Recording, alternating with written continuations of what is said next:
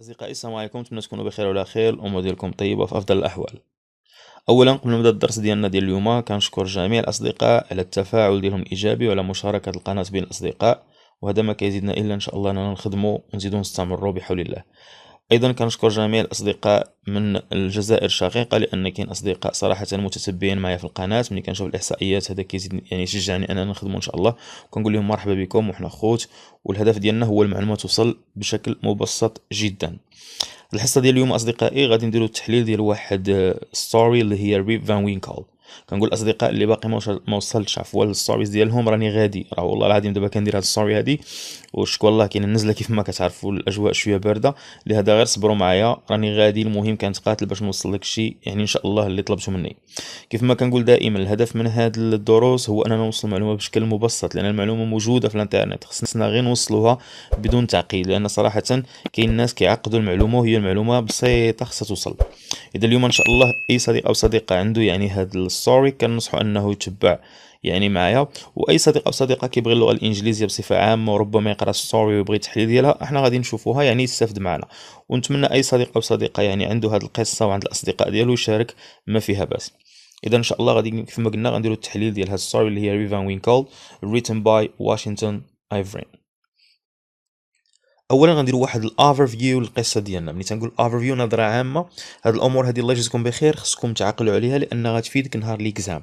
يعني كيكون عندك واحد النظره على الستوري، كدير بحال واحد المايند ماب ولا واحد الشيما باش كترسم الستوري عندك، وهادو هما الامور اللي خصك تعقل عليهم مزيان. اولا الا قال لي التيتشر مثلا شنو هو الاثر ديالي الكاتب، كيف ما قلنا هو واشنطن ايرفين، هذا اول حاجه.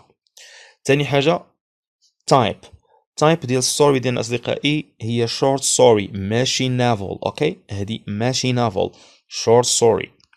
بالنسبه للير بابليش يعني امتى نشرات، تقول لي بليز عقلوا لها هاد الثلاثات لانها مهمه بزاف. اوكي 1819 يعني 1819. اوكي بالنسبه للجانر ديالها النوع ديالها هي allegory فانتاسي. اللي بغى يعرف هاد الاليغوري احنا خدمناهم والفانتاسي كننصحو يرجع للدرس اللي كنت خدمت فيه ديال gathered reading terms، لان دابا التيتشر ديالي ملي غيقول لي شنو هو النوع راه خصني نعطيه النوع ديال القصه. اوكي النوع ديالها. زائد اللي بغى يعرف على السيمبوليزم اكثر راه كاين في القناه، ربما التيتشر ديالكم يسولكم على الرمزيه في القصه، هذه مهمه بزاف. اوكي البيرسبكتيف ان ناريتور هذه كنا خدمناها ديجا في الدرس اللي عندي في القناه ديال الناريتورز. اوكي كنا خدمنا البوينت اوف فيو ديال الناريتور. اللي باقي عاقل معايا كنصحكم ترجعوا للقناه ذا ناريتورز بوينت اوف فيو، وراكم غادي تستافدوا منها بزاف. كنا شفنا بزاف ديال الانواع، ثيرد بيرسون فيها ليميتد وفيها بطبيعه الحال الاومنيشن، وشفنا حتى الى عقلتوا معايا البوينت اوف فيو ديال فيرست بيرسون والسكند بيرسون قلتها لكم اورالي.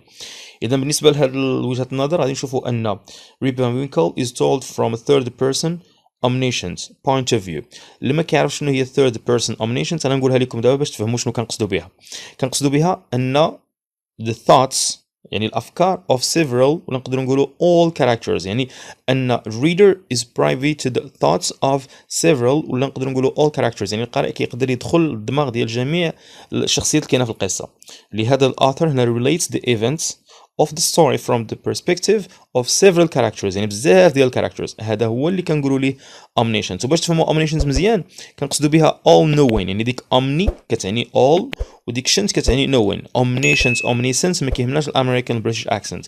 يعني دابا انت او انت فهمتي ان ملي كنقولوا omniscient كنعني all knowing، هكا باش كتجيك ساهله الامتحان وكتعقل عليها.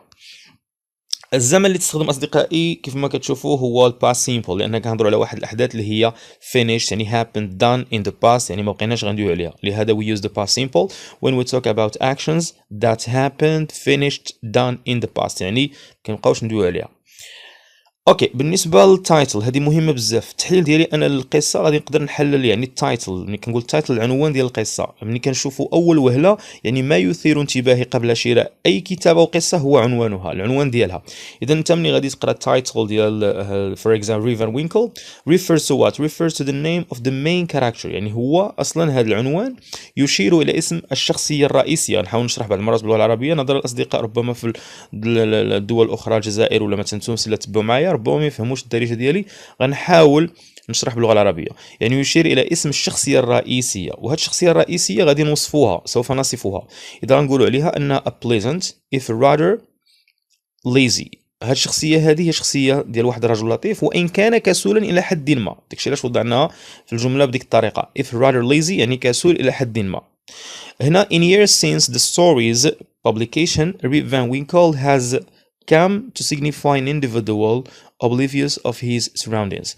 يعني هنا كتشير لنا لواحد الشخص كيف ما كتشوفوا معايا، يعني في السنوات بطبيعه الحال اللي نشرات فيها القصه ورجع، يعني اصبح هذا ريفا وينكل واحد الشخص اللي غافل على المحيط ديالو، لان غيكون دوز واحد المده ديال النوم في واحد المنطقه معينه. حنا غادي نشوفوا هادشي في الستوري. اذا اصدقائي الاعزاء من هاد سلايد نمبر 1 الاول بطبيعه الحال بدات كتكون لك مجموعه من الافكار والرؤى حول القصه وليتي كتفهم، ويا ريت انك ولا يا ليت عفوا انك تقرا القصه باش تستافد اكثر وتفهم القصه بشكل اللي هو مزيان، لان ملي كنناقشوا شي نقطه راك غتلقاها في القصه. اذا خدينا دابا افكار على القصه كنظره عامه. دابا غادي نمشيو نشوفوا اصدقائي اوكي setting of the story، وهذه مهمه بزاف لان اي قصه عندها setting، ودائما كنعاود نفس المشكل كيطيحوا فيه الاصدقاء. شوف حتى واحد ما يخربقكم اصدقائي الاعزاء، يعني ما تخربقوش، يعني ما تديرونجيش راسك. setting راه هو time and place. راه كنمشي نشوف انا اصدقاء ملي كنقول هاد الهضره كنتسمى قبيح كيقول لك setting plot summary. صراحه كاين حتى نقدر نكون منهم غير تنخربق، راه هادشي كيبقى فيه كاين شي بزاف في اليوتيوب، يعني كيكونوا طلبه ولا مثلا لا يحسن العون ما لاقي ما يدير عادي ماشي مشكل يدير قناه ديالو كيخدم، ولكن كيمشي يشرح شي حوايج اللي صراحه كدير مشاكل سلبيه للاصدقاء الاخرين. ما يعني انت بحال كتضرهم بالعربيه، راه ماشي تقول هذا السيد يعني كيحسد، لا حاشا ما تفهمونيش غلط، يعني انت قدرتي هاد الحاجه ديرها هي صحيحه. مثلا كتلقى اخطاء بزاف في الكونتكست اللي كيخدم، يعني غادي يرميك بالعربيه غتمشي بعيد. خوتي سيتين راه هو تايم اند بليس، ما كاينه فيه لا بلوت لا كاركترز لا حتى شي حاجه، عقل عليها. سيتين تايم اند بليس، يعني كنقولوا every story has a setting، وداك السيتين راه فيه تايم اند بليس. يعني انا غير بواحد الملاحظه اسمحوا لي دي جانبيه باش تفهموني شنو تنقصد عفاكم. اوكي بالنسبه للسيتين ديالنا اولا غنشوفوا التايم ديال الستوري. Okay, time the story begins about 5 or 6 years before the American Revolution and ends 20 years later. إذا دابا حنا عرفنا الوقت ديال القصة. بالنسبة للplace, the action takes place in a village in eastern New York near the Hudson River and the Catskill Mountains. دابا حنا عرفنا المكان ديال القصه، اذا انت ملي كتعرف زمان ومكان القصه غادي نوصلوا نشوفوا الاحداث ديال القصه كيفاش غتتحرك القصه. اذا دابا عقلوا على هاد الامور اللي شفنا اصدقائي لان غادي تفيدكم. التايم ديال القصه مهم والبليس ديال القصه باش نشوفوا دابا الاحداث. اصدقائي دابا غادي نمشيو نشوفوا جيست. ملي كنقولوا جيست راه هي ديك الزبده ولا الجوهر، يعني حنا كنقولوا زعما الزبده بالعربيه، يعني داك اللب ديال القصه علاش تدور. يعني عقل على هذا الباراجراف غتفيدك مزيان، غتكون عندك واحد الفكره على الباراجراف. The story is about Rip Van Winkle, a good-natured but lazy man who goes away into the house and falls asleep. كنقرب شويه باش نتبعو مزيان. When he awakens 20 years later, Rip finds that quite a few things have changed. يعني هنا القصة كتدور حول واحد الشخص ولا واحد الرجل الاسم ديالو حنا شفناه ريب فان وينكل، وهو رجل طيب. اذا حنا خدينا واحد الكواليتي ولا واحد الكواليتي في هذا الكاركتر. اوكي من المحيا ديالو كيبان انه طيب، ولكن الاشكال اللي عنده انه انسان كسول. يذهب إلى التلال في واحد الوقت معين وينام، ولكن عندما يستيقظ بعد 20 سنة، وهنا المشكل، دازت واحد 20 عام من النوم ديالو، وجد ولا لقى أن بعض الأشياء تغيرت بطبيعة الحال. إذا هذاك التغير الأشياء غنشوفوا شنو تغير. راه أنت ملي غنقول لك نعسي 20 في اختي غتقول لي تغير بزاف الأمور، يعني حنا ما هي الأشياء التي تغيرت؟ هل توفي مثلا شخص معين؟ هل ازداد شخص معين؟ هل هدمت مثلا؟ هل هدم مكان معين؟ هذا هو المعنى. يعني هل تغيرت قيم؟ هل لا زالت قيم؟ هذا هو اللي غادي نشوفه حنا في الستوري ديالنا. اذا كنظن فهمتوا هاد الجيست، نكتبوه نعقلوا عليه، هو الزبده ديال القصه ديالي. اوكي بيرفكت.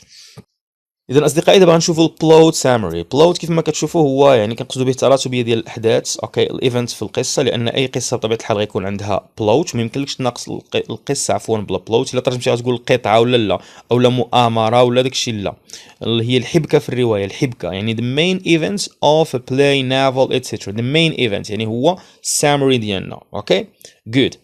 اذا اصدقاء ديالي غادي نقول بسم الله. واخا كيبان لكم هادشي طويل، ولكن غادي نحاول انني ندير له يعني واحد التلخيص باللغه العربيه بشكل مبسط باش تفهموا مزيان. اللي كنطلب منكم هو فقط ركزوا معايا، غنقراو هادشي كاملين، كتبوا الا بغيتوا يبقى عندك، المهم غتاخذ افكار تفيدك. اوكي سوري. The story of Rip Van Winkle is set in the years before and after the American Revolutionary War. Rip Van Winkle, a villager of Dutch descent, lives in a nice village at the foot of New York's Catskill Mountains. An amiable man whose home and farm suffer from his lazy neglect. He is loved by all but his wife. هذه problem هنا. One autumn day, he escapes his nagging wife by wandering up the mountains, after encountering strangely dressed men, rumored to be the ghosts of Henry Hudson's crew, who are playing ninepins, and after drinking some of their liquor, he settles down under a shady tree and falls asleep. He wakes up 20 years later and returns to his village. He finds out his wife has died and his close friends have died in a war. هادشي اللي بدا كيتغير هنا في القصة. Or gone somewhere else. He immediately gets into trouble when he hails himself a loyal subject of King George III, not knowing that in the meantime the American Revolution has taken place. An old local recognizes him, however, and Rip's now grown daughter puts him up. As Rip resumes his habit of illness in the village, and his tale is solemnly believed by the old Dutch settlers. Certain hen-pecked husbands especially wish they shared pig's luck. اذا اصدقاء ديالي هنا خصكم تركزوا معايا مزيان. غادي نقول لكم يعني القصه علاش كدوي، يعني شنو هو الهدف من القصه.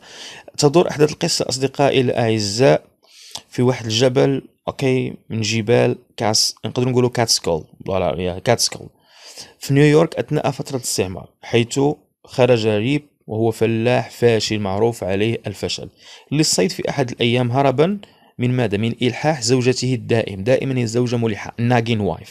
وفي الغابات يساعد رجلا، ولا يساعد واحد الرجل اللي هو بدين وصغير الحجم، يرتدي ملابس ذات طراز قديم، ويحمل في يده برميلا وصاعدا به إلى الجبل.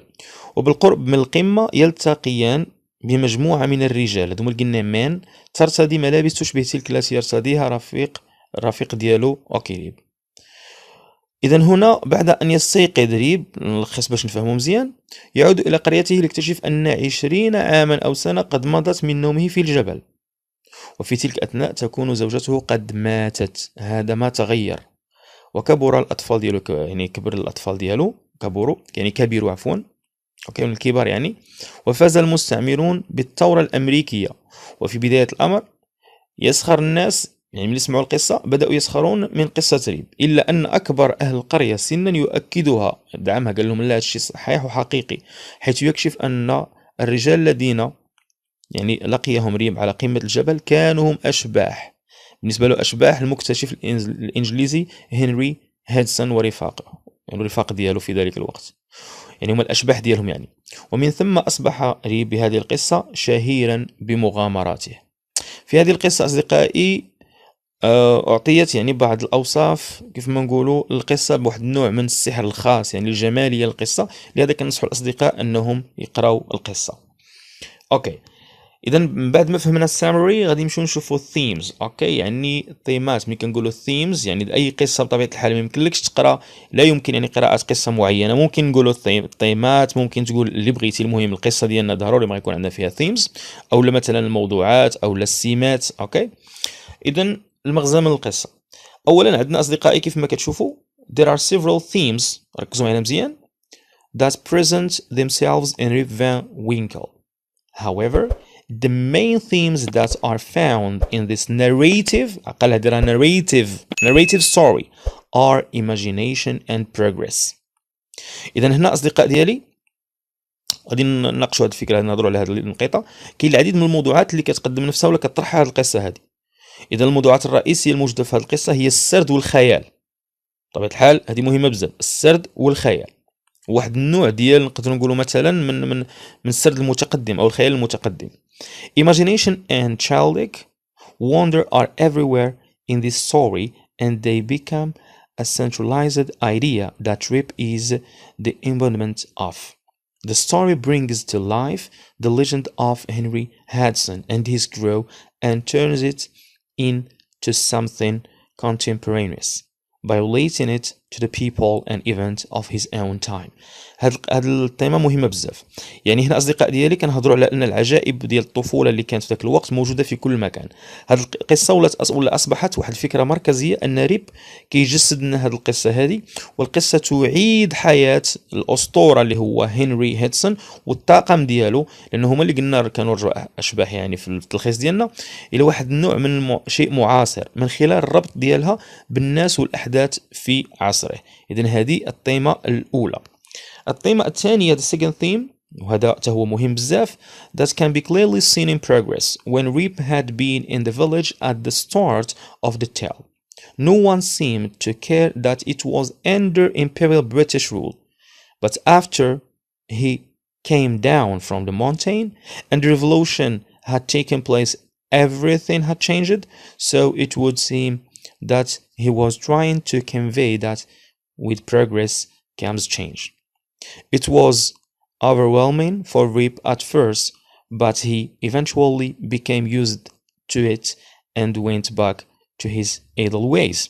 It would also be that he was trying to teach people that if you don't keep up with the work ethics around you, you will get left behind. هاد التيمة عجبتني بزاف، مهمة بزاف.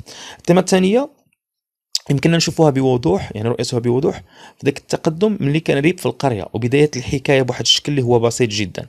يعني لم يكن في ذلك الوقت يهتم بأن البلاد تحت الحكم البريطاني الإمبراطوري في تلك اللحظة، ولكن بعد نزوله من الجبل ومرور 20 سنة وقيام الثورة كل شيء تغير.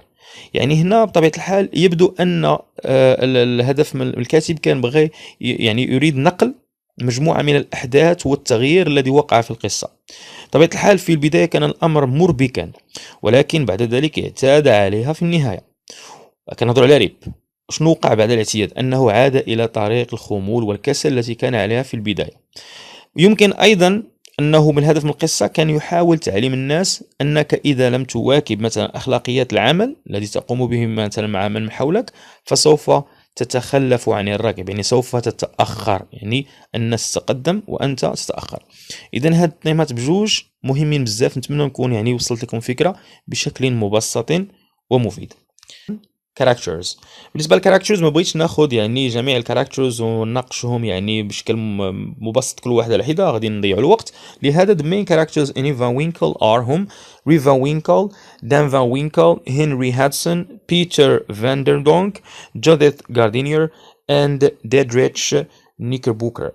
بالنسبة للشخصية البطلة كيف ما كتشوفوا ريب فان وينكل is the protagonist. عندما نقول protagonist فنحن نتكلم عن الهيرو، يعني الجود بوي، اوكي، ليس الانتاغونيست الخصم اللي كيكون في الكونفليكت معه. ممكن تقولوا لي ان الكونفليكت هنا الا بغينا نهضروا على البروتاغونيست ممكن نقولوا الضد ديالو الانتاغونيست غيقدر يكون the time، الوقت، الزمن، يقدر يكون his laziness يعني داك الخمول ديالو، maybe داك 20 years اللي دوز، maybe his wife، maybe the environment at that time، maybe the revolution. يعني بزاف ديال الامور غادي انت تقدر تكتشفها من قراءتك في القصه، من القصه عفوا. Okay, he falls asleep in the Catskill Mountains and wakes up 20 years later. Dan Van Winkle is Rip's nagging wife. إذا هضرنا على الزوجة ديالو المزعجة، ربما تكون هي الانتاغونيست على حساب يعني كيفاش فهمت القصة. أصدقائي الأعزاء يعني كنشكركم على المشاهدة ديالكم ونتمنى تكونوا فهمتوا يعني القصة إن شاء الله والتحليل ديالها. Thanks for watching my friends. بنس بارطاجيو مع الأصدقاء ديالكم. نشوفكم إن شاء الله في فيديو مقبل. Goodbye.